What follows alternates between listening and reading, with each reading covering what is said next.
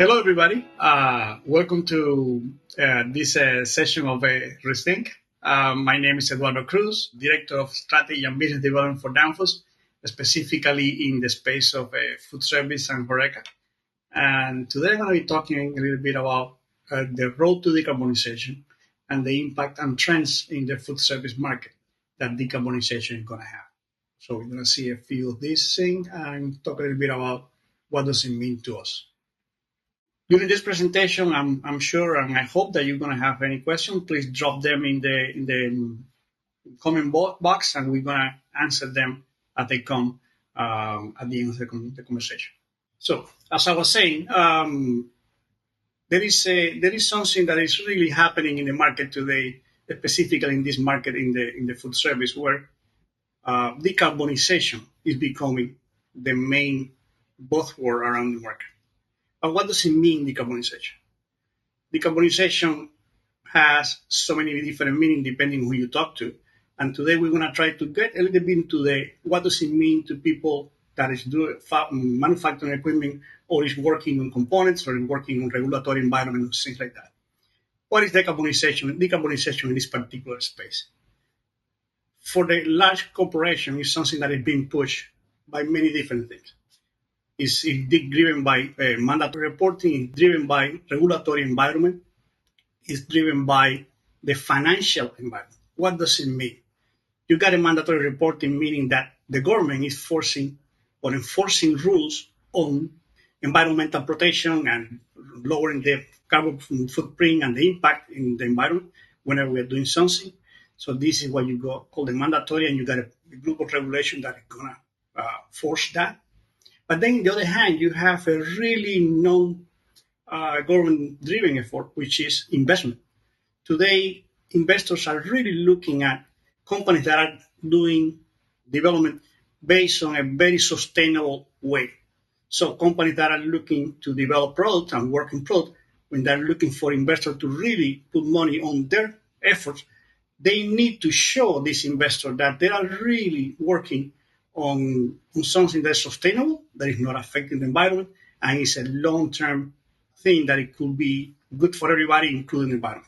So this is something that you see when you see this slide here, when you got the voluntary commitment, which is something that is based on science target, but it's also rated by guys like Moody's or CDPs. So these people that are doing the financial rating of a company are looking at how good this company is in the environmental side. If you are not good, then what's happening is that you're not going to get money. And this is very important for companies to continue operating. And this is why decarbonization is going to play a big role, because everybody needs that to continue the development process. When it happened to this, what's happening is that big corporate organizations, as an example, we got here Coca-Cola, PepsiCo, all the big names in the industry really are setting their own targets and their own goals to fulfill this commitment on decarbonization and making sure that they reduce the carbon footprint, as we said, because the government is forcing them and because investors are looking at that in the same place. So when you look at the general corporate trend, any large or mid-sized corporation that want to be successful in the long term is setting their own ratings, their own targets. So they want to reduce the carbon footprint to levels that are significantly lower than what they used to be. So as an example, you see Coca-Cola is trying to reduce the carbon footprint by 25% by 2030. PepsiCo in a similar role. Everybody's trying to get their own thing. Right? So for this reduction, there are two different areas that they work on it. So you got the direct energy reduction, which is something that is happening when they are in the manufacturing level. So this is something that the company has direct control on it. And then you have the standard carbon footprint that is impacting things that might be slightly outside your direct control. So we are talking about scope 3 type of application where you got the consumption of your product, the consumption of the equipment that you are putting out in the market is actually affecting your carbon footprint. That means, for example, for guys like Coca-Cola or Heineken or InBev, is the equipment that they have in the field, the coolers that you see in the stores and the restaurants, those are impacting the carbon footprint. So they need to reduce the energy usage of those to comply with their own targets in place. They also mean that they have to improve the distribution chain and logistic to make sure that they reduce and maximize the efficiency of that chain. And they do also another thing that is happening, which is they want to reduce the carbon footprint trail of the components that are using in any fabrication. So if they are sourcing sugar or they are sourcing equipment to make their coolers, either one has to be as good as possible in the carbon footprint, because that carbon footprint also impact their own targets. For that, there are working a lot of partnerships that are working together. I mean, there is a lot of organizations today that are working on this space, and everybody plays a role here. And we're going to talk about that a little bit further, because we cannot really win this battle by ourselves. Not even Coca-Cola, not even Pepsi, not even the big guys in the world can really succeed by themselves in this long-term race. There is another element that is also part of this conversation, which is indirectly affecting the trends that we're going to see, which is the refrigerant landscape change, which is being also triggered by regulatory environment, both in the US and outside the US.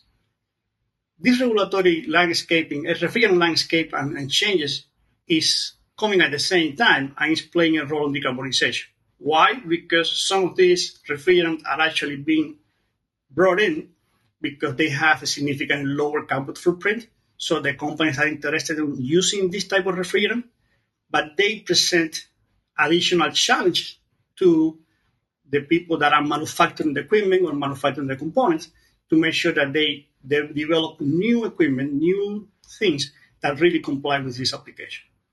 In this case, when you see here in this slide, we are showing a little bit of a condensed summary of the landscape for refrigerant to the year 2030 based on the regulatory environment. As a rule, when you see here, the big winner in this change is going to be R290. You're going to see a lot of R290 in a lot of the space. But there is also a mix of A2Ls. There is also a mix of other type of refrigerant like CO2 that can be used in this space. But this is an element that we're going to see playing alongside the decarbonization and going to have a bigger impact on what we need to do and how we do it. And I wanted to introduce this subject because it's important. There is an element here that we need to consider when we're talking about refrigerant, which is right now we are a little bit of a transition phase between the old refrigerant to newer, but then there is another transition that we expect to happen sometime in 2030 when we start talking about PFAS and the impact that this foreign plastic are going to have in our application. So right now, as I said, we are moving a lot into R290. We're moving to A2Ls with 454, 454C, 454A and B, depending on the application, as you can see here in this more detailed slide. But there is a little bit of uncertainty on 2030 and beyond when the PFAS start playing into this role. But I wanted you guys to keep this in mind because it's going to play a little bit on what is going to happen in the market. Indirectly, but it's going to play a little bit and give you a little bit of information on what we need to face. Right? So moving on, when we get to decarbonization and we need to understand what does it mean to people like us or people like the manufacturers, OEMs in the market that are trying to make equipment or fabricate equipment to this space.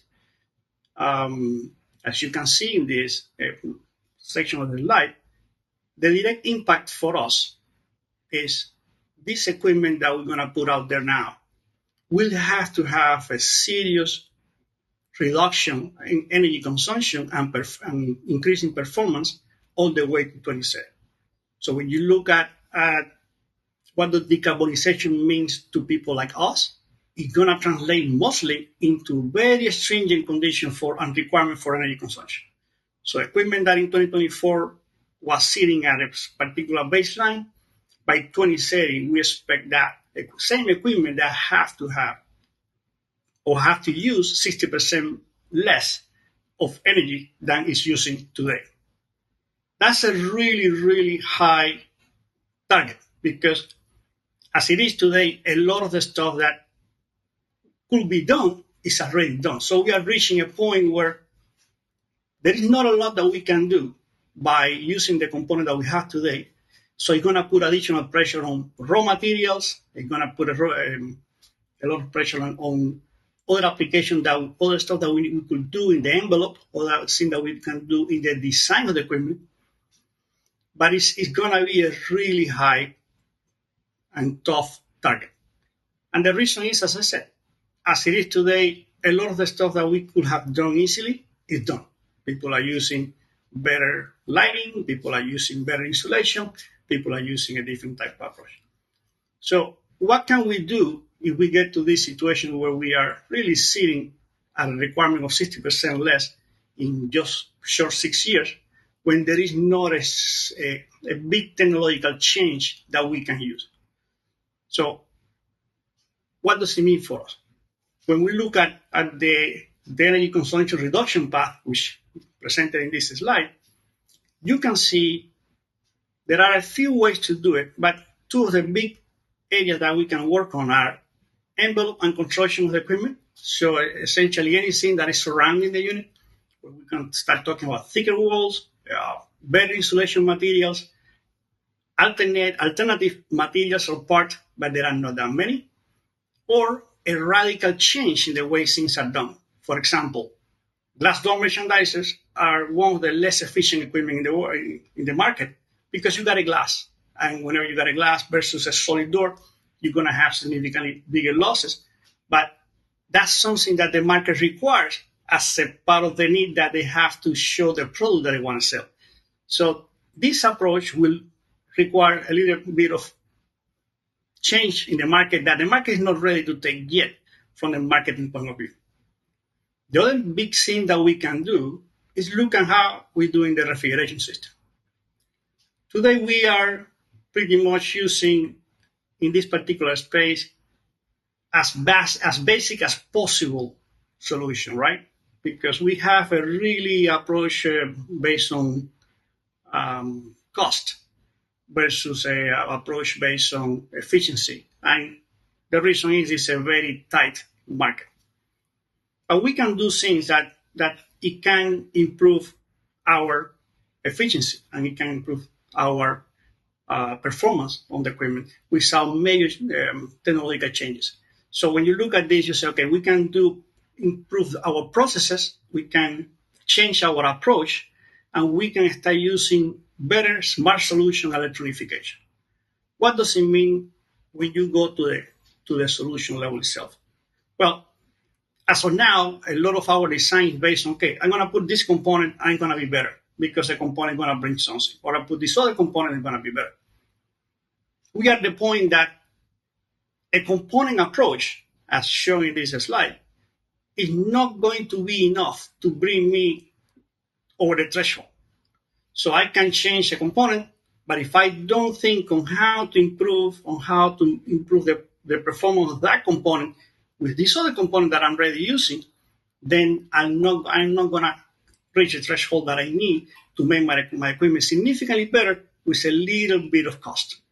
And this is what we need to change. We need to change the approach from a component to application. We need to think, what component do we use and how do we use them to make all the components in that particular equipment even more efficient than what we have today. So when we look at bioelectric compressor, they are great. They reduce energy. Perfect. You got integrated line components that allow you to do all the process like hot gas defrost. That's great, but on themselves is not enough. You got a smart electronic expansion valve or expansion valve that can allow you performance, but again, by themselves, they cannot do anything. But when you start using them combined, then you unlock further performance in the other equipment. When you look at the integrated control, we start looking at electronic controls, then you increase one level more of performance, because now you can bring all these people together and provide a more open field where you can now say, okay, I can maximize what each of these components can do, because now each of them is supporting the function of the other one. It's not just by themselves. So you can see here, this is the approach. We are saying, okay, we cannot really do just a valve, or we cannot really do just a compressor, or we cannot really do just a microchannel. We need to bring them together and then find a way to say, how do I make them better? So if we move to the next slide here, now how we unlock performance. We start saying with a variable speed compressor, when you have a core improvement, you got better efficiency, you got better ability to handle peak operation, but it's not enough to take me to the next step. And then I bring in an electronic expansion valve that's going to operate with it, which is going to provide by itself a better control and stability of the system, but at the same time, it's going to unlock a lot of the performance that the variable speed compressor can do and really make it shine, because now I can do better recovery times. I can work on reduction of the pull downs. I can do a lot of stuff that I cannot do by itself when the compressor doesn't have an EEV working with it, because it cannot shine fully. The EEV is going to allow that by increasing the capacity and increasing the ability to respond to variable conditions in the system. If you put then solenoid valve, then you can do hot gas defrost, which increase your efficiency and improve everything. But if you now add the integrated control system, electronic controls, now you can maximize what I just said, because now you can bring your EEV and squeeze the last of the efficiency you can get out of that EEV, which on itself is going to help the variable speed compressor to increase the capability too. So when you got the controller to close the loop, now you can say, okay, I can do my hot gas defrost because my controller is smart. I can control my electronic expansion valve, and I can play with my variable speed compressor. So between the three of them, I'm going to really give me that increase that I need and put me over the threshold. And this is how it can be done with the technology that we have today. And this is the biggest trick. How we do it with what we have today for a minimum amount of money. Because, cost is always important. So this is how it should be done. So if we can continue on, we can move into say, okay, what's Danfoss' idea of how to do this? And in this slide, I'm just giving a really high-level presentation of our portfolio for this particular segment, because the Danfoss portfolio it will require like 45 pages to go in detail. But if we look at this, we can take the four big groups that we want to talk about and give you an idea of how they can do what I just said in the previous slide. So if you look at it, well, you got the heat exchanger that we talked about it, and we didn't talk a lot about it in the last slide, but it's really critical for this particular operation because allow a little bit of a performance improvement. And then when you got the biggest player here are, your expansion and refrigeration control groups, where you got your expansion valve, where you got your hot gas, your solenoid valve, when you got your pressure switches, you got the temperature switches, all these type of components that will allow the maximum operation of the equipment. And then on the left, you're going to have our compression group, where you got the compressors, where you got the different type of equipment that does the compression. So you got condensing unit, you got variable speed compressor, you got fixed speed compressor, you got scroll compressor, all of these that can be fulfilling this. And everything is topped off by our offer in controllers, which is very complete in this particular case. This is just, again, as I said, it's a high level. I will encourage you guys to visit our site and have any question on this. I will say a lot of this information is very interesting, and it will be really good for you guys to look into, see if you got interest on. And now let's move to the next one, because I want to show you something that we did as Danfoss, where we have a little bit of a challenge. We got a company coming up to us and say, okay, we want to really increase the performance of this particular GDM, the glass door merchandiser, by a minimum of 20%, with a really less than 5% on the cost impact, meaning I cannot increase the cost more than 5%, but I need a minimum of 20 to comply with existing regulation for 2025. This equipment was kind of simple because it's a glass door merchandiser. There is not a lot of stuff that you can do. So it's type of most challenging applications on the market because you cannot do defrost, or you cannot do hot gas defrost, you cannot do that stuff because it doesn't require. So there is not a lot of things that you can do technically to improve the performance. Well, we got here and we did it that way. What do we do here?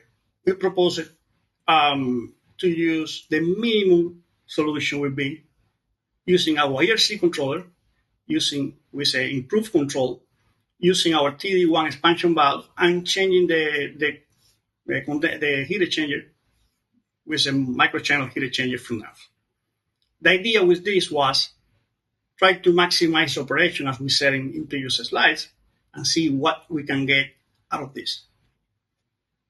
How we end up with this test? We got this, we put everything together, and okay, well, we put the ERC. Well, the ERC has advanced logic that allow better defrost cycle, even when there are not hot gas nor electric. We improved the defrost that it needed to have. We improved the eco mode and improved the fan operation. But the main really thing that did was like allow the expansion valve to really shine during the recovery period. And when you move to the expansion valve itself, by itself, well, it was a better use of the compressor. When we changed the expansion valve, we were able to reduce the size of the compressor because now we don't need as a big compressor to operate. We can use a smaller compressor, saving energy in the process. But at the same time, we were able to do a lot of improvement by doing this in combination with the ERC. The microchannel heat exchanger that we use allow us to really also increase performance because you got a better heat exchanger performance, and then allows you to really do a lot of the eco mode that we said before, and the fan operation and the work with the expansion valve. When we did all of this, we end up with a saving of energy, 30% of energy in the same unit. So we reduce a third of the energy consumption of this unit. We reduce the pull down recovery time by half. So essentially a pull down that would go for like 19 hours, we're down to like less than 10, or around 10. And the recovery time between half load and half reload was significantly higher. But we also did something else, which peak user performance, which is how the unit behave at peak usage when you are in the rush hour at the restaurant, for example, was significantly better. Because now the machine is able to really keep up with the work, even when it's more efficient, and ensure quality of the product that you have saved there. So this is really important to take into consideration when you're doing this, because it's not just energy, it's making sure that you save energy, but you keep the safety of the product that you're using or the product that you're delivering. So you got meat or you got dairy, you got product, you don't want that to go bad when you're doing peak hour service. All of that we did, it was only with a 4% increase on the total cost of the equipment, which was challenging, but it really, really was a target that we wanted to do. We said, okay, we want to see how much better we can get with a minimum amount of money. And we wanted to prove that. We wanted to prove that with existing technology, by just applying a concept of solution level approach, you are able to really meet the new standard. We can go further with this one with variable speed compressor. We can do something else. But reality is that at this point, we need to change and rethink the way we approach the market. We cannot really continue to do component level only when in reality it's not enough. And this is really some of the stuff that we were trying to do, and we were able to prove with that particular test. To really close this in now, I hope that people are enjoying this. What conclusion that we're going to have here? So, as I said, focus on application level. You cannot really do component. because it's not going to be enough. It's not going to bring you over the threshold for the energy reduction. We need to do other process control that so far has not been used. So hot gas defrost, smart fan control, further eco mode development. So you gotta not just put in a controller, it's how you use it and expand the role of that controller in the equipment. We see really a big trend is the increased use of variable speed compressors supported with expansion devices will really become mainstream in this market. So far they haven't, but starting 2025, 2026, we're going to see a significant increase on this application and on this component in this application, and we think that's the way it's going to be. And finally, I mean, electronic controls really need to step up and have multi-functionalities like the one we have that's going to bring the system together and make sure that we really squeeze everything out. Electronic controls cannot be treated as electronic thermostat, just to turn on and off the equipment. It has to be smart. It has to be better. It has to be able to do a smart fan control. It has to be able to control variable speed compressor. It has to be able to bring everything together. That's what we really like to do in the conclusion. Other thing that we are seeing, and I personally think that we should challenge moving forward is today our current standards, testing standards, be DOE, be CE in Europe, really do not incentivize the use of most of the critical technology because a lot of our testing standards today are really focused on a steady state, which is not a reality, it's not real life operation. So an equipment that is in a steady state is not really mimicking what's going to happen in the actual application. And a lot of these new technologies and new processes really shine when they are brought into the complex real life. When you got peak usage, when you got continuous movement of people coming in, coming out, this is where they shine. And I really hope that moving forward in the future, we start looking into how we really incentivize these critical technologies to make more impact on the actual market, because really this is where we need to have in real life operation, peak usage, and things like that we need to do. But that's something that it will be for another matter and just for you guys to think a little bit about. So far, this is what I got. I really let's hang around a little bit here to see if we got any questions or anything coming up. It was a pleasure for me to be here, but let's see. Okay, yeah, we got a question here. That's good. That's an excellent question. And let's go back to this slide about refrigerant landscape. Yes, some of these refrigerant today, in the case of the ice cream makers and things like that, are not approved because the UL regulation is not there yet, specifically for the flammable refrigerant. But UL is working on improving their standard to allow for R290 to be used in ice cream machines and food processing equipment. So we expect that by the end of the year, early 2025, R290 A2Ls are going to be approved, and a lot of our manufacturers are working on that. So that's a good question. See if there's another one here. Okay, yeah. Excellent question too.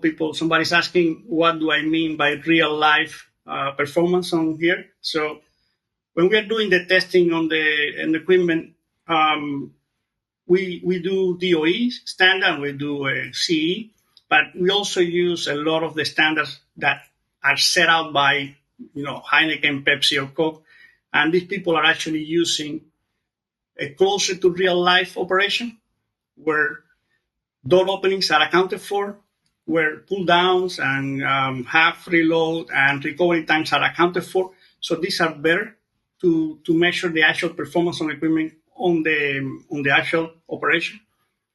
And also is part of the stuff that these people that are working on decarbonization are using to better reflect the improvement that the equipment is doing. So it's not solely based on the DOE standard, because the DOE standard tends to be very steady state. It's more based on what these some companies are saying for their own target and to reflect the better usage in the market. Uh, any other question? Let me see. So we were checking a little bit of questions. We are really running out of time. We gotta really to stop. But I really appreciate if you guys have any question. I just come too late. Please don't hesitate to put something in there. We're gonna get back to you by email or some other way that these good folks in the behind the camera are making sure that we get all the answers for you guys. Again, my name is Eduardo Cruz. It's been a pleasure to be here, and I really invite you guys to check out what we got and really look at us as a partner. We've got all the ability to help you to do better in performance-wise. We've got the installation, we've got labs, we've got expertise, and we really invite you guys to join and talk to us and see what else we can do together to move forward in this road of decarbonization. Thank you. See you around.